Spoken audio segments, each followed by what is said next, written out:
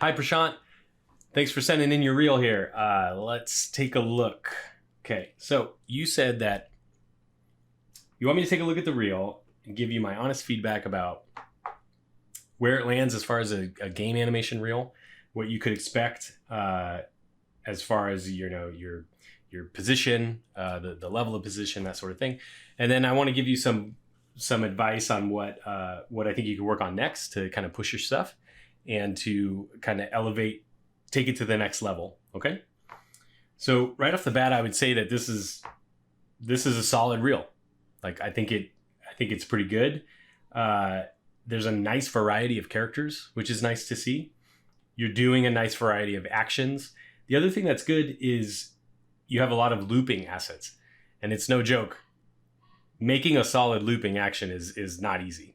So all of your idles and your cycles that you're doing, they seamlessly loop and they feel really good. That's a nice sign.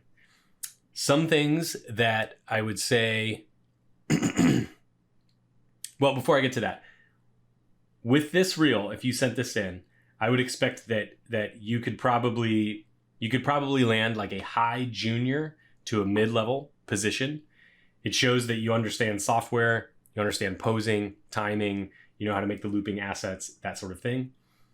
Some things that would help push it a little bit higher, in my opinion, if you could take any of these assets, like especially any of these, like let's say this run cycle with this character, if you could take this asset and export it and then capture the animation in Game Engine, so in Unity or in Unreal. I don't know if this rig can handle it, but if it's set up for that and you can export an FBX and then you can just capture it inside of a game engine, what that says is that you, one, understand that process. So you know that your job is not to create a good looking play blast, right? Your job is to export this asset into a game engine and make it a good looking game asset in a game engine. So that would give me a lot more confidence in hiring you to say, oh, look, he can animate. He gets it, right? Like, it's appealing. The loop feels good, all that sort of stuff.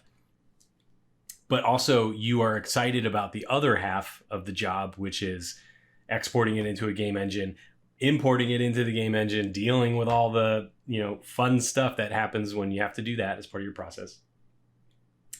And I'm not saying, create a fully playable character with a demo and a blend tree and all this. Not that. You could just capture some of this inside Unreal, just export it as the FBX, because that's the majority of what you would do at this level. You're not going to need to hook up assets and that sort of thing as like a mid-level animator. You'll have tons of support for that at a studio. Now, let's see here. Whatever. Yep. Okay, cool. Let's just go through some of these animations, right? Right off the bat, I just want to talk about like the helicopter one. It's cool, but it doesn't really help show me that you're ready to do game assets inside of a game. What I do like about it is that it shows that you can direct the viewer's eye using the camera.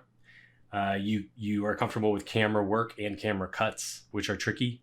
The little part with the helicopter flows really nicely. So there's good things there, but it's not exactly screaming, I want to be a game animator sort of thing. So I think you could, if you had more work, you could potentially trim some of that stuff out on the helicopter, maybe keep the part with the character that's moving.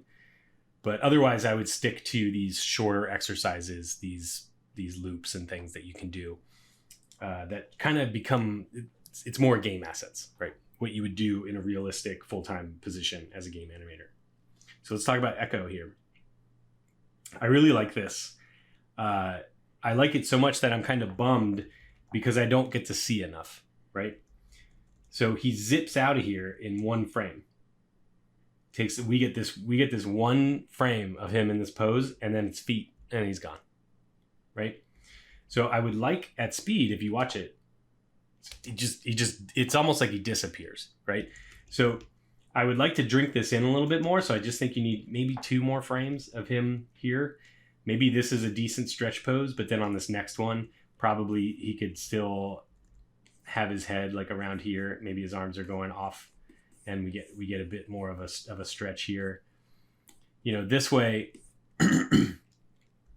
it gives your eye more time to read it as it goes off screen. And then the same for when he comes in. It's just so this is like at speed. It's just a flash. Like I don't even know what that was, right? When I just watch it. So give me a little bit more time here to sort of watch what's happening as he goes by. And then I like this ending, but I want more time with the settle, because he comes in really quick. Even the sword could use a little bit more of a settle, like it just sticks it. You could kind of wiggle it back and forth a little bit, like something like that. Maybe it goes in a little bit further after a couple wiggles. And then what I'm talking about with the settle is this stuff's nice. He gets up, it feels good. I see the weight shift move over this foot here, right? That's all good. Everything's working. He goes to lift this out. One thing I would do here is really track the arc of the tip of the sword. So right now the tip of the sword is down here, and I would expect it to kind of come out and up first before going onto his back. But as soon as he pulls it out, it actually goes this way. If he's pulling something out from the ground, he's got to kind of pull it up first before he can swing it out another, in the opposite direction, right? So have it come up a little bit more vertically first, then just track this arc as it comes around and how it then settles eventually on his back. You do a good job. It feels pretty good, but there's some cleanup that you could do over on this part of the arc here.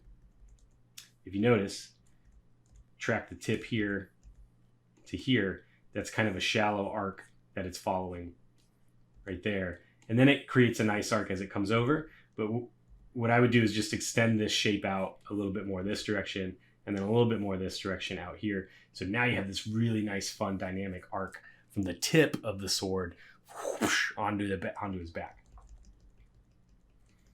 I would like more time in this settle. What I would really like to see is, as the weight of the sword comes down, it should kind of like ripple down through his body. The weight should kind of settle and ripple down through his body. So at first, his chest would probably like move down a little bit, and then you would see maybe his spine would kind of adjust slightly. And then eventually we would see a change down in his root would actually kind of settle. And it's a small little bounce, right? He tosses the sword up, it hits, and then he kind of just does a little settle into that final pose. As you have it, his body doesn't react to the weight of the sword. So because it doesn't react, it just makes the sword feel really light. Just a little tiny bit of bounce there with using his root and his and a little bit of his upper body. You could translate his spine if you can do that on the rig. You could just rotate it a little bit. You could also change the orientation of his shoulders slightly. Like when it lands, it could hit and then it kind of comes down and then goes back. Just anything to kind of show that little bit of a ripple through his body, taking the weight of the sword. Those are the super tiny nitpicky things, but that's the kind of stuff that, a higher mid-level into senior level animator is going to need to be able to show in their work. Something I really like that you're doing here is you're thinking about what the character is looking at and what the character is thinking. And I really like that you're showing me that he's watching the sword. That it says a lot. You may not really intend it, but if the character was looking at the camera the entire time and he lifted his sword up and put it down, that's going to say, oh, he's super confident. Like this guy is he's a trained professional. He's been doing this for a really long time. But because you have him kind of watching the sword as it comes down, that tells me, okay, I think he's a little bit younger. Maybe he's not as experienced. He's making sure he's not going to like bonk himself in the head, something like that. And it's those little choices that I think that's why I like your reel, because that's the kind of stuff that I'm always looking for. Like teaching someone how to do a basic walk cycle is not really that hard, but to give a walk cycle personality and appeal, that's kind of the next level. So speaking of which, let's look at this character. Oops, what did I do?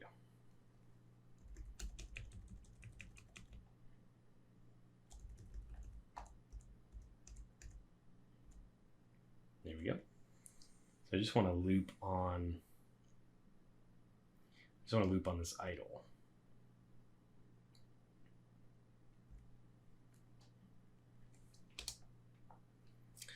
So, like I said before, I like the loop. You're able to get a nice clean loop on this idle cycle. Some things that I think, so the biggest thing that I want to try to get you to see, and I want to try to drive home about all of your animations on the reel, is that there's an evenness and a sameness to all of the motion. And I can show you, I want to show you in each of the animations for this character. There's just a sense of, it's not twinning so much because it's not like both arms are doing the same thing, but everything is moving at the same tempo. Even if things are offset, everything is at the same tempo. Her physical arms are at the same tempo. The ghost arms are at the same kind of tempo. The brim of the hat is at the same tempo. The way her head is bobbing, her hair, everything, the way the root is moving, same exact kind of tempo. And I just want to see something that breaks it up. So what you could do is I think you have two options. You can take some away, like some things should just not move as much. So like the tip of the hat maybe doesn't need to move as much. Maybe the hair doesn't need to move as much. That sort of thing would create some stillness, right? Then you would have areas of rest while other things are moving, right? We're not even talking about pose or attitude or personality or anything. It's just the rhythm and the tempo and feel of everything on the screen that's moving here. What I would probably challenge you to do, my first instinct says a lot of it is coming from the root of the character. And there's this kind of, this feel to the root right now where it's doing this very even thing. Try to find a place where the root can pause for a minute, right? Like we can hold it. We could favor one leg and then go back into the other one a little bit and favor the other one, rather than this even kind of back and forth and back and forth. It's almost kind of like we're on a boat on a river or something, with like it feels like the wake of the water is coming through, right? Once you start to introduce a little bit of variation in the timing on the root, then you'll begin to see how it's the same on her hands. It's the same for her nose, right? If I track her nose, it feels like it's just doing this through the animation. A lot of times I find that characters don't feel like they're focusing and that something is going on inside their heads if their head is doing a lot of motion, right? It feels like they're not in control of their body. So if this rig has a world space rotate, so that you can kind of put it in world space and then you can rotate other stuff around, but the head will stay.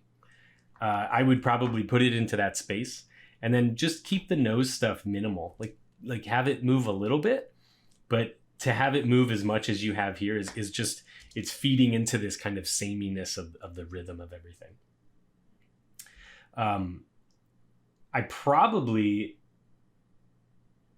Here's the other thing, back to like areas of rest. Let's say I like the hair. I don't mind the hat. It actually, if we were behind this character, like a third person view or something, like this shape on the hat would be kind of fun to watch move. But actually I think because these arms here are the biggest shape, and it's also kind of the most unique part of this character, I personally feel like they're moving too much. So I would maybe find a nice pose for them to kind of be in. Maybe it's like this, off to the side or something. And then they just kind of gently move, just ever so slightly. But this kind of almost flapping that's happening is really, it's a lot. It's kind of distracting. And then on top of everything else, it's, you know, it's just a lot to take in. So let's look at this walk. And I hope that you'll be able to see similar things. Oh, that's not what I want.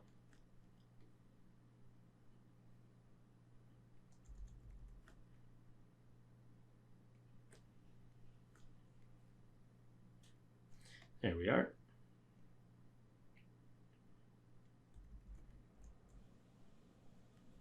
Okay, here we go. So again, if you look at the rhythm of her root right in the center, it's the same tempo as everything else. She's moving like this. Her legs are at the same tempo. Her body is rotating at the same tempo, and the arms are swinging. The hat is also bobbing at the same tempo. So just find ways to break that up. That would be my biggest bit of feedback for your work. Is just try to push that a little bit. As far as like mechanics of the walk, it's pretty solid. What I would ask you to do is pay close attention on a passing pose like this. When this leg is bent and it's passing over the other leg, the leg that's bearing all the weight of the character's body should be straight. If the leg isn't straight, try walking like that. Like try the next time you're walking, like try to take a step and keep your other leg bent while it takes the entire weight of your body. And after about 3 steps, you'll be tired and it'll feel really kind of goofy.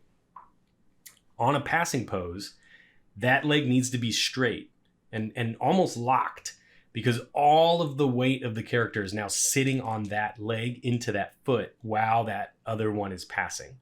That also means when this leg is straight down and it's taking all that weight, that's the highest point that the root of the character will be at, because that's the straightest the leg can be, right?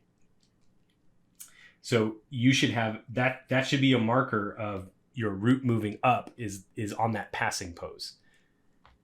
Hopefully that makes sense. So if this leg was perfectly straight, this root would probably be a little bit higher. So if we watch it now, I think you can see that there's a floatiness, there's a lack of weight to this, because she kind of doesn't absorb the weight of her body and she kind of just glides along. Now maybe that's a character thing, right? Maybe she's magical and she has that ability, and that's kind of like what you're going for. But as far as just pure mechanics, watch out for that sort of thing, because it helps sell and ground the character.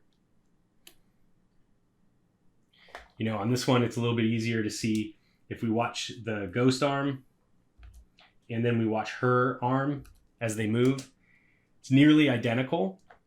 Now, it's not twinning exactly, but just one needs to move less than the other one, right? Or move in a different way. It's something to break it up. Same thing with the hat here. Ooh, I'm zooming in and out. Her head could be a little bit more still, so we don't have this rotating up and down, which is causing the hat bill to move up and down. Because what catches my eye is this big shape that's here and how much it moves and it flaps as she's going, right? So maybe you could tone that down a little bit. Really, I'm looking for areas of rest because there's a lot going on, okay? Now let's look at this run.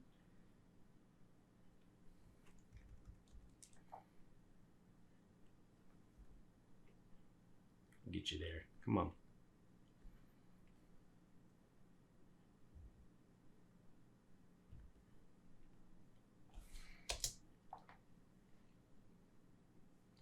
Okay, so now I like in each of these cycles, I like that there is a progression, right? Like the idle is kind of slower, a little bit more, tranquil, that sort of thing. The walk has a little bit of a higher tempo, and now we're into this run, and there's a nice higher tempo to it. But again, hopefully you can see now that everything has that tempo.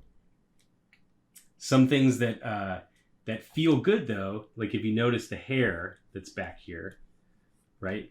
It's a bit more subdued. It's kind of locked into a pose just with the end kind of moving a little bit. Like that's what I'm talking about. Like that feels a little bit nicer to look at there. But I would kind of I would try the same thing, like with the top of the hat, maybe. Again, the edge of the hat is kind of the most distracting to me. And a lot of it, I think, has to do with the head. Like if you were to lock this into world space, and then you could really craft some nice overlap on the hat, rather than it all kind of following the head, because the head's kind of going like that. Now, as far as mechanics on this one, it's feeling pretty good. On a run, sometimes you can get away with this bent leg on a passing because the weight is a lot more far forward. So it doesn't catch my eye as much. But what I think would be nice is, and this is a tricky thing to get right, on a run, you kind of want to spend a little bit more time back here with your leg that is just pushed off the ground, right? You kind of want to favor a couple extra frames of this sort of extended feel, and then you want to use less frames to get it back in front of the body. So to explain that a different way, hold this pose and keep the foot kind of fully extended for a little bit longer. Even like here, it would only begin to now bend. Then on this frame here, maybe it's beginning to come through. Then it kind of comes to this point, and then it begins its return out to touch the ground again, right? And what that's going to do is it's going to keep this extended leg in our minds like just a little bit longer, which is going to tell us, wow, she really pushed off really hard, right? I think one of the best looping run cycles is tracers in Overwatch. And if you look at that one, I think it was Jesse Davis that animated it. It hangs out, this leg hangs out back here. It makes me uncomfortable how long it hangs out back there. But then I watch the animation and I'm like, yeah, it blows my mind. Like, it's so good. So don't be afraid to hang that leg back after the push off just a little bit longer. Because you can see here, when you watch it at speed, it almost kind of feels like the foot never goes beyond this area, like this spot in space, when I watch it at speed, because it only goes beyond it for one frame, and it's just not enough time for us to register that when we're watching it going by so quickly. Okay, let's talk about just a little bit more mechanics on this that I think can help. One thing that I think not enough people realize when they're doing cycles is if we look at this front view, and I'm specifically looking at these feet here. Let's say, I can kind of see the axis right here. So let's say your Z axis goes left and right, okay? And your Y goes up and down. If you watch these feet here, they never move in the Z axis. They always just go up and down in this one plane from the front view. And so what happens is you get this feeling of just like the legs just lift up and down, right? Now, if you go running and you just haul and run as fast as you can, you'll notice that what you're actually doing is you're picking up your foot and you're placing it almost in front of the other foot. And then you're swinging this foot around and coming over and placing it in front of that foot. And then swinging this one around and placing it in front of that foot. It's all about balance. It's all about sort of maximizing your speed. Because if you actually kept your feet where they were and didn't compensate left and right with your legs, then your body would need to move back and forth in either to keep you balanced over your feet. But if you're running really quickly, you're going to keep those feet tight and moving in front of one another, because then that way the whole mass of your body just stays right over the feet the whole time. So when you get to a point like this on your animation and you're looking at it in the front view, what I really want you to think about is, okay, on this pose, this leg could actually come over and plant the foot here, right? This foot on the other side could actually kind of be tucked behind. You could have a knee coming out and the foot could actually tuck behind the other leg. Then as she's pressing off, this leg would still be here, over just a tad. This one kind of swings out, right? Kind of swings out from behind the other leg. Not a ton. It'll feel kind of goofy. It's very quick action. And then what that's going to do is it's going to give you a variation, especially if, again, if this was like a third person character and you're looking at them from behind, you would now start getting variation in those, in the legs and where the path of the feet, as opposed to just moving up and down. Now, if it's a stylistic choice, that's fine, but I feel like it adds a little bit more believability when you do that in a run. You could also do it in a walk. There's nothing that says you can't also do that in a walk. We look at your front view on the walk here. This is where I'm looking. It's the same thing. These guys, the space between the legs stays exactly the same as she's walking. And we could just use a little bit more left and right on those legs. And trust me, it would feel a lot better. And it's something that so many people don't, they just don't pick up on. They don't do. So the last thing I want to talk about is this jump animation. And this could potentially be a nice candidate to go into a game engine because it's just a nice little self-contained animation. It's kind of big. And it feels like there's a lot of opportunity for like character and playfulness here. Again, everything has the same tempo on this, just like on the other ones. So try to think about ways that you can break that up. So if you don't believe me, I'll show you real quick. You got these arms here, watch these arms here, and they do the same thing at the same time, at the same tempo, which is telling me they're both the same like weight and mass, and they have the same physicality and that sort of thing. An super easy way to break this one up would be to have these hands, the big hands, kind of lag behind a little bit more, and then the hat goes up and hangs a lot longer up here. These are her big hands that come out. And she keeps going, right? And so you create a lot more space between the two of them. She could be coming down all the way down here on her jump, touching the ground, landing, right? And this hat is still up here. And you could play with the hands coming up. They could even do something fun. Maybe they like reach down and grab her and like pull the hat back down. That's pretty complicated, but that's an idea. What I was really thinking was that to break up the timing, the hat stays up here and just kind of hangs out up in the air for a while. And then when it drops back down on her head, it's a lot like just like lands back down on top of her a lot quicker. That right off the bat would take this simple, short little animation and give it so much character that it's missing. And that takes me to my last point, that what I want you to focus on next is personality, adding personality to your animations. So if I was to look at like these attacks, right? Or any of the cycles, like just what is she thinking? Like what is her attitude about this? And I don't mean it's all in the face, right? Because here she's doing an attack, right? So this isn't gonna work because you won't be able to see. So she's shooting here. I don't mean like, give her angry eyes, right? Is she scared when she does this magic? Is she having fun when she's doing this magic move? Is she angry about doing this attack? What adjective describes her state of mind when she's doing this thing? And then show it throughout her entire pose. It doesn't have to just be in the eyes. Now, obviously, if she's squinting, you furrow the brows, like that's going to help.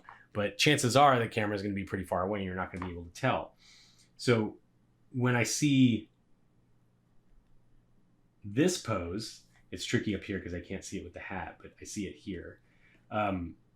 There's a playful, kind of confident feel to it. The way she has her back arched, and she's got this foot forward, and her hand is kind of out. But it still just feels like it's not sitting anywhere. So if it is playful, like what can you do to amp that up? Like what is some stuff that you could do with the pose? I don't necessarily have something off the top of my head, but I would say the same thing for like a walk. This is why a lot of studios that ask for a walk cycle as a test, they don't want just a walk cycle. They want a walk cycle with a specific personality, and they don't want to know what the personality is. They want to be able to tell when they watch the animation. So that doesn't mean you have to come up with some big giant crazy backstory about who this character is and what's happened to them and why they're walking a certain way. Just pick an adjective. Sad, happy, mad, right? Tired, energetic, child, something, right? Young, old. Just pick a very simple thing and then have that guide you all the way through the process. If let's say they're happy. Okay, well, happy to me means like things would probably be like a little bit more bouncy in their walk, right? Like be a little bit more pep in their step, sort of thing. All of that starts with just the root again, and that's going to give you a certain tempo, like happiness, and then that's going to tell you what to do with their pose. Like, oh, well, if they're happy, they're probably open, right? Like they're going to kind of open up, be more relaxed. You know, their shoulders might be down a little bit more, head and chin might be up because they're confident and they're excited to see people and that sort of thing. You know, pull it way back, they're sad, right? Or they're angry or upset, or they're up in their head about something, right? Well, their head's going to be down. They're going to be kind of tight. They might kind of roll their shoulders in. Maybe they walk with their arms crossed. Maybe as they walk, I mean, that's kind of cliche to cross your arms, but maybe instead of that, when they're walking, they're kind of looking at the ground. And their tempo there as they walk would be a lot, you know, shallower tempo of the root. Their steps might be kind of smaller, that sort of thing. They're not going to take as like high of steps as the happy person would, right? Their feet are going to kind of stay a little bit closer to the ground, that kind of stuff. Those are just little tiny tweaks you can do to this already existing cycle. It's better to have that in mind when you start the cycle, because then you can just make choices as you go. But that's what I would challenge you next is take a cycle, a run, a walk, whatever, an idle cycle, and really just pick a strong personality that you want to show, that you should be able to show it to anybody. You should be able to show it to another animator. You should be able to show it to your mom, to a friend, or, you know, a kid, whatever. They should be able to be like, why are they so sad? Right? Or wow, that is a super happy character. Like that's what you're looking for. And that's really the next step. Like that's what separates mid and senior, is being able to, you know, inject that personality and get people to feel something when they watch the animation. Because if you're able to get someone to feel an emotion just because of the way you made the thing move on screen, then you're golden. Like that's the hardest part. Like that is absolutely the hardest thing. So Prashant, thank you very much for sending this in. I hope this was helpful. You know, if I can help in the future, you know, send some stuff in. If you want to just ping me on Twitter or something for any questions, like I'm happy to help you out. And I hope you have a great day, and I hope, you know, happy holidays, and I hope you get a nice break if you're in school or you're working or anything like that. So just have a great rest of the year and good luck next year, and, you know, keep in touch. Thanks.